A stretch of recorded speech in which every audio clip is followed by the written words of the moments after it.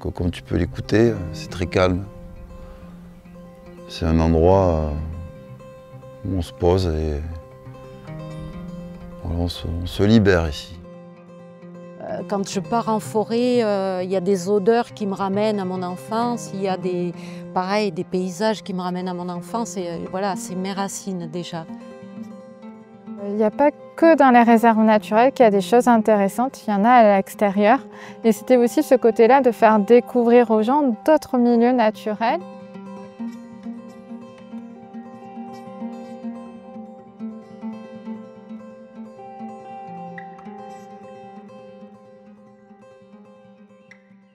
J'ai grandi ici, moi, en fait. De l'autre côté, là-bas. De l'autre côté du lac. À Souston. Donc je suis natif du coin, mon grand-père est né ici aussi. Il y avait même... le frère de mon grand-père, c'était un des derniers pêcheurs professionnels du lac de Souston, qui s'appelait Spada. Donc c'est rigolo parce que je me retrouve moi aussi à mon tour sur ce fameux lac. Mais pas pour pêcher, pour présenter une belle activité de découverte de la nature.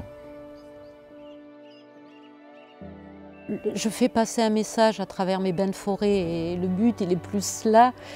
Ce message, c'est apprécier ce que vous avez autour de vous, arrêter de polluer, il faut arrêter de couper des arbres, il faut respecter notre planète et respecter tout ce qu'on a là autour de nous, quoi. Alors mon travail, il est axé sur la sensorialité, hein.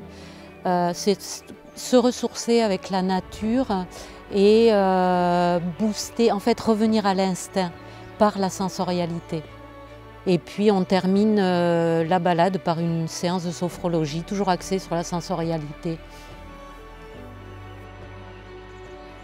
Le métier de botaniste, c'est vraiment quelqu'un qui est un expert, qui va déterminer chaque plante, qui va mettre un nom dessus, donc un nom commun, mais aussi un nom latin.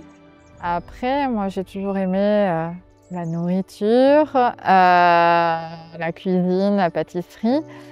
Et c'est de fil en aiguille et le hasard des rencontres qui fait qu'actuellement je cueille des plantes pour des restaurateurs, mais aussi maintenant depuis quelques mois aussi pour quelqu'un qui fabrique des hydrolats. Ouais, moi j'aime ce que je fais, ça me procure un bien-être et en même temps j'aime bien véhiculer un peu ma passion de la nature et en même temps expliquer un peu la culture locale. Quand je fais venir les clients sur l'activité pirogue, ce que je leur demande avant tout, c'est d'écouter, de lâcher prise et de se laisser aller. D'écouter la nature, en même temps toutes les explications qui sont relativement intéressantes sur la culture locale des Landes. Et de toute manière, à partir du moment où on arrive justement dans la fameuse petite mangrove, dans la rivière, la consigne principale c'est silence radio, on absorbe tout ce qui se passe. Et il s'en passe des choses là-dedans. Alors ça fait du bien, pourquoi? Parce que quand on est,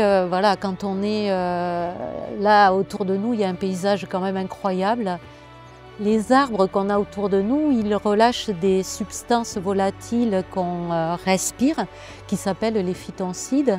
Et en fait, ces substances volatiles nous font du bien, notamment celles du pin maritime, qui ont des pouvoirs qui sont calmants et aussi des pouvoirs sur les branches. Mes valeurs à moi, ouais, la simplicité, je retrouve tout ça ici.